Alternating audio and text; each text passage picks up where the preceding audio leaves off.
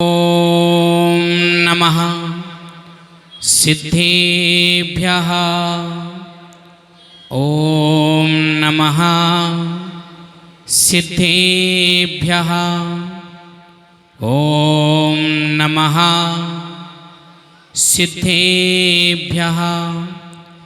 इडमो अरिहंताडम इडमो सिद्धाडम नमो वायरियाडम इडमो वज्रायाडम इडमो लोए सब साहूडम यदरिचा भावेने प्रमुदिति मनादर दुरोयः क्षणांता सित स्वर्गी गुण गण समृद्ध्या सुख निधि लभन्ते सद्भक्ता शिव सुख समाजम किमु तदा महावीर स्वामी नयन पथगामी भवतु मे मंगलम भगवान वीरो मंगलम गोतमोगणी मंगलम पुष्पदंताथ्यो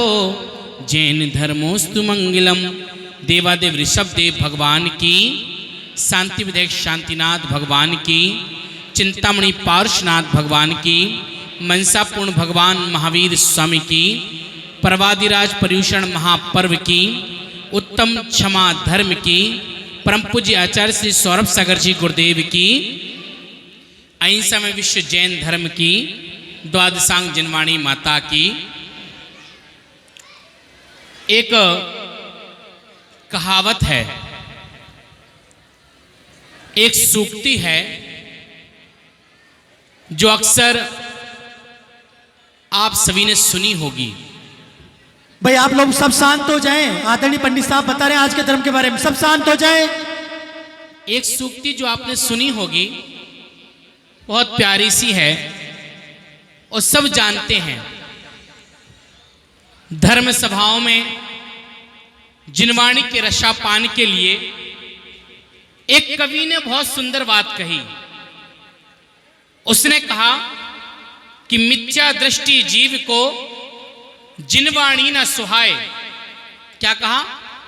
मिथ्या दृष्टि जीव को जिनवाणी न सुहाए, के उबे के लड़ मरे के उठ घर को जाए। दो पंक्तियां हैं, चाहे सदैया जैनी हो, चाहे भदैया जैनी हो, चाहे छुटैया हो, चाहे लड़ैया हो या मरैया हो, कोई भी जैनी हो, क्या हो, चाहे सदा आने वाला सदैया हो, भादों में आने वाला भदैया हो, छुट्टी में आने वाला छुटैया हो, मरने जीने में आने वाला मरैया हो, कोई भी जैनी हो। आचार्य भगवंतों ने स्पष्ट कह दिया कि सब कुछ आसान है। ऐश्वर्य, धन, वैभव, भौतिकता, ऐश्वर्यता, सब कुछ मिलना बहुत सिंपल है, बहुत साधारण है, आसानी से मिल सकती है। दुर्लभता है तो दुर्लभता क्या है? जैन कुल मिलना, जिनवाणी का समागम मिलना और जिनवाणी का रसापान करने का सौभाग्य मिलना। और जिनको मिल जाता है और वो ना सुने, क्या? जिनवाणी सुनने का अवसर जिसको मिल जाए वो ना सुने, तो वो कैसा है कि कोरोना में जब वैक्सीन लग रही थी ना, क्या कोरोना में जब वैक्सीन लग रही थी तो वैक्सीन की होड़ कैसी मची थी? क्यों मची थी? इसलिए होड़ मची थी कि हम जीवित रह जाएं, हम बच जाएं, किसी भी तरह से हमें वैक्सीन लग जाए। लेकिन विश्वास करना कि वो कोरोना की दवाई के लिए हम इतनी महामारी से बचने के लिए लाइनों में खड़े हो सकते हैं, हल्ला गुल्ला भी नहीं करते हैं। यदि एक कंपाउंडर ने आकर के कह दी साइलेंट हो जाओ वरना वैक्सीन नहीं लगेगी, तो आप बिल्कुल साइलेंट हो गए, जैसे आप दुनिया को जानते नहीं, बोल के जानते नहीं।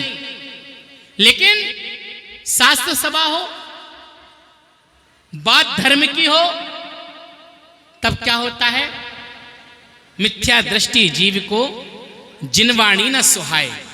उसको जिनवाणी का रसापान करने में आनंद नहीं आता। उसको लगता है कि ये जिनवाणी के 2 बूंद, ये धर्म के 2 अक्षर यदि मेरे जीवन में उतर गए और कहीं मेरा जीवन सुधर गया तो भगवान क्या करेंगे।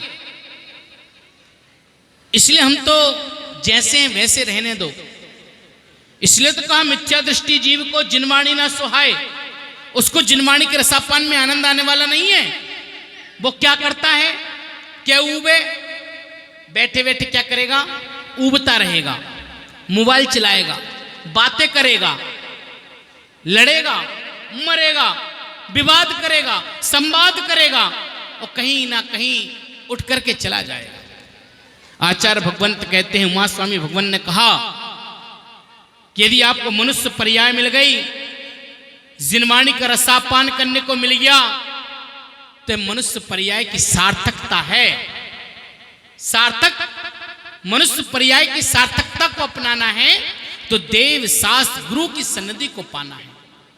आज तो आपका अहोभाग्य कि आपको पर्वादिराज पर्युषण महापर्व की उस अनुपम बेला में उत्तम क्षमा धर्म को बनाने का सौभाग्य मिल रहा है। यदि आप पीछे 2 साल पहले चले जाएं, ज्यादा पीछे बात नहीं करनी हमें, 100 साल या 200 साल पुरानी बात नहीं करना। आप यदि 2 साल पहले भी चले जाते हैं, जब कोरोना काल था, तो कहीं ना कहीं दशलक्षण जब पर्व आए तब आपके साथ क्या हुआ? आप चाहकर भी भगवान की मूरत को तरस गए। क्या? चाहकर भी भगवान की मूरत को तरस गए। लेकिन जब मूरत मिली तो प्रवचन मिले, तो गुरु मिले, सब कुछ मिला, तब उनके दर्शन को तरस रहे हैं। इसमें तो कहा क्षमा धर्म पहला दिन है। स्वयं गुरुदेव ने कहा, गुरुदेव की वाणी को सुना। गुरुदेव ने कहा जैन धर्म तो वह धर्म है जिसमें नीम भी क्षमा है और शिखर भी क्षमा है। ऐसा धर्म जिसके 10 लक्षण क्षमा से प्रारंभ होते हैं और क्षमा पर ही जाते हैं। एक क्षमा न्यू में है, उत्तम क्षमा की है, तो उसका शिखर का कलश क्षमा वाणी के रूप में अंतिम दिवस आता है। क्षमा से क्षमा की यात्रा है जिसके बीच में 10 प्रकार के अंगों को विभाजित किया गया है। पहले दिन क्या कहा? उत्तम क्षमा गहो रे भाई। इतना शब्द क्या? उत्तम क्षमा को ग्रहण करना चाहिए। सुबह गुरुदेव ने भी कहा क्यों करना चाहिए, कैसे करना चाहिए, किस किस रूप से करना चाहिए, वो सब बातें आपने सुनी होंगी। गुरुदेव ने जो कहा, गुरुदेव के वचनों का अनुसरण किया हो।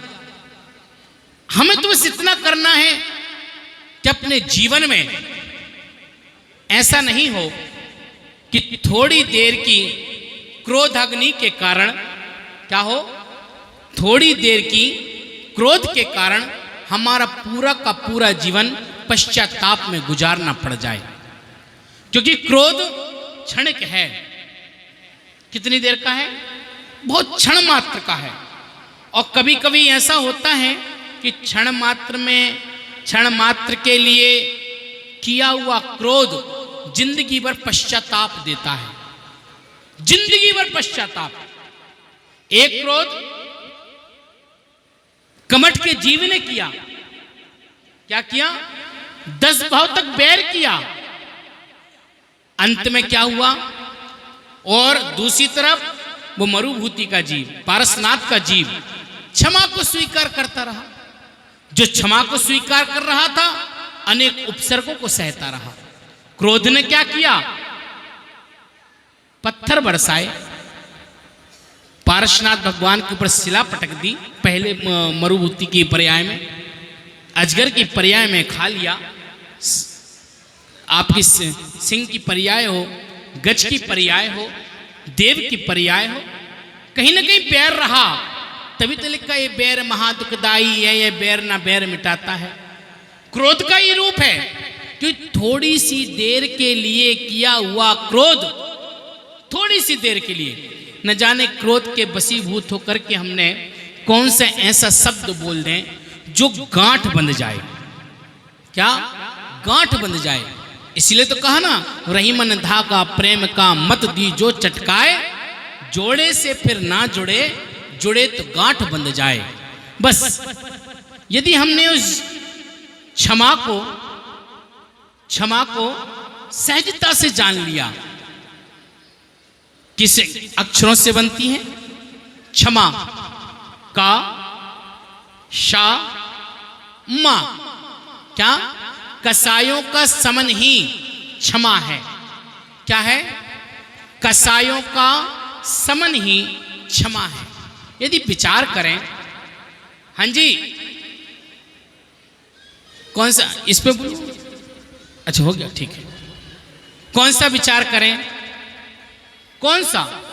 अगर हम अपने जीवन में सुबह से शाम तक की अपनी दिनचर्या में, सुबह से शाम तक की दिनचर्या में हम एक प्रयास करें, एक पेन कॉपी लेकर के, कि हमने सुबह से लेकर के शाम तक किस किस बात पर, क्या किस किस बात पर क्रोध किया और कैसा कैसा किया।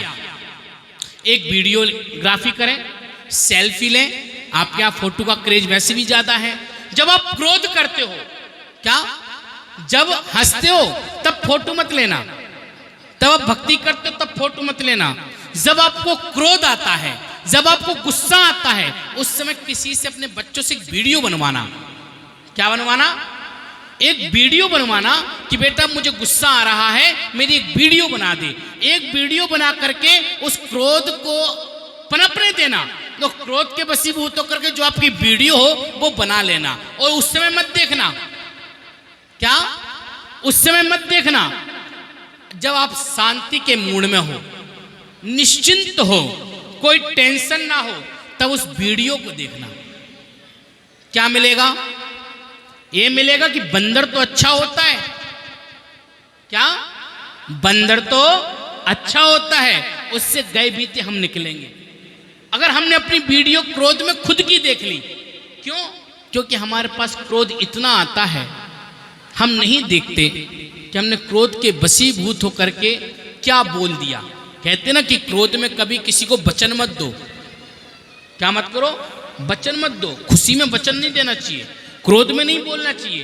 क्योंकि क्रोध में जब बोल तो देते हैं, लेकिन सूत समेत कभी कभार वापस भी आ जाता है। क्रोध में गाली एक दे दो, 3 सुन्नी पड़ जाती है। इसलिए निवेदन, आज उत्तम क्षमा का दिन है। सुबह भी हमने बहुत भावों के साथ पढ़ा, पीड़े दुष्ट अनेक, बांध मार बहुविधि करे, धरिए क्षमा विवेक, कोप न कीजे प्रीतिमा। क्या नहीं करना? दुख नहीं करना है, क्षमा को स्वीकार करना है। उत्तम क्षमा गहो रे भाई, यह भाव जस पर भाव सुखदाई। जो क्षमा को स्वीकार करता है, इस भाव में तो यश कीर्ति को पाता है, और अगले भाव में क्या पाता है? सुखी सुख पाता है। उदाहरण के लिए पार्श्वनाथ भगवान के जीव को देखें, उसने जितनी पर्यायों में क्षमा को स्वीकार किया, अगली भाव में वो तीर्थंकर को बने, पद को पाया, और आज हमारे तीर्थंकर हैं। इसलिए फिर कहा, गाली सुन मन खेद न आनो। क्या? गाली सुन मन खेद न आनो, गुण को ओ गुण कहे अयानो। अब उसमें तो कह दिया धानत राय जी ने कि गाली सुन मन खेद न आनो। यदि तुम्हें कोई एक गाली दे दे, हैं, क्या कर दे, तो अब मन में खेद मत लाना, दुखी मत होना। क्या ये पॉसिबल है? है क्या? नहीं है। आपको कोई एक गाली दे तो आप रिटर्न में 4 रिटर्न गिफ्ट देते हो, और वो तो छोटा गिफ्ट देगा आपको, आप बड़ा गिफ्ट देते हो। कहते हो हमारे यहाँ रिटर्न पॉलिसी है। अगर हम धर्म को स्वीकार करना चाहते हैं कि गाली सुन मन खेद न आनो, गुण को ओ गुण कहे अयानो। फिर कहिए अयानो वस्तु छीने, बांध मार बहुविधि करे, घर ते निकारे तन विदारे, बैर जो ना तह धरे, ते कर्म पूरब किए खोटे। क्या? ते कर्म पूरब किए खोटे, सहे क्यों नहीं सियरा, अति क्रोध अग्नि बुझाए प्राणी, सम जल ले सियरा। क्रोध तो क्या है, अग्नि है। क्षमा क्या है, जल है। अग्नि को बुझाना है तो जल को लेना पड़ेगा। जल ही क्यों कहा है? आप तो कह दोगे आजकल तो पाउडर से भी अग्नि बुझ जाती है, हैं? अग्निशमक यंत्र वाले, फायर ब्रिगेड वाले आते हैं। जल का क्यों? क्योंकि जल एक ऐसा है, कहते ना जल का स्वभाव शुद्ध है, शीतल है, शांत है। जल की तरह ये जीव है, पर क्यों अशांत है? क्या है? मन हमारा अशांत है, इसलिए हम क्षमा को स्वीकार नहीं कर पा रहे हैं। निवेदन इतना है, आज उत्तम क्षमा का दिन है। अपने जीवन में आप प्रयास करें, आप जब आपको क्रोध आए, क्योंकि क्रोध ऐसा तो है नहीं कि आप एकदम से कह दो नहीं करूंगा क्रोध। यदि आपने ठान लिया कि नहीं करूंगा तो और ज्यादा आएगा। क्या? यदि आपने ठान लिया कि आज मैं क्रोध नहीं करूंगा तो निश्चित है कि ज्यादा आएगा। कहते हैं ना जब पानी की बोतल साथ में ना हो तो प्यास ज्यादा लगती है, हैं? घर से खाना लेकर के बाहर ना जाओ तो भूख ज्यादा लगेगी। क्यों? एक नियम है प्रकृति का। जिस दिन आप सोच लो कि आज मैं क्रोध नहीं करना है, उस दिन ज्यादा क्रोध आएगा। इसलिए यदि हमें क्रोध पर विजय प्राप्त करनी है तो उसके लिए है कि अपने जीवन में शांतता को, सरलता को, सौम्यता को हमें अंगीकार करना होगा। और पार्श्वनाथ भगवान के जैसे ही क्षमा को अंगीकार करोगे, कसायों का समन करोगे, तब आपका जीवन जल की भांति शुद्ध होगा, पावन होगा, पवित्र होगा। निवेदन यही है, क्षमा का दिन है तो 365 दिन 64 दिन क्रोध करके, एक दिन क्रोध ना करके कुछ नहीं होने वाला है। बस 365 दिन में कोशिश करें कि हम दिन में 2 घंटे क्रोध नहीं करेंगे, 4 घंटे क्रोध नहीं करेंगे, 1 घंटा क्रोध नहीं करेंगे। चाहे आप जिस समय का भी नियम लें, कम से कम अपने जीवन को सुधारने के लिए। ये हमारी प्रकृति है, हमारा स्वभाव है कि हम क्या करें, क्षमा को अंगीकार करें, क्षमा को हम स्वीकार करें। ऐसी भावना अपने पास रखनी चाहिए। चलो, उत्तम क्षमा धर्म की। निवेदन आपसे एक और है कि सुबह 6:15 बजे से अभिषेक होता है।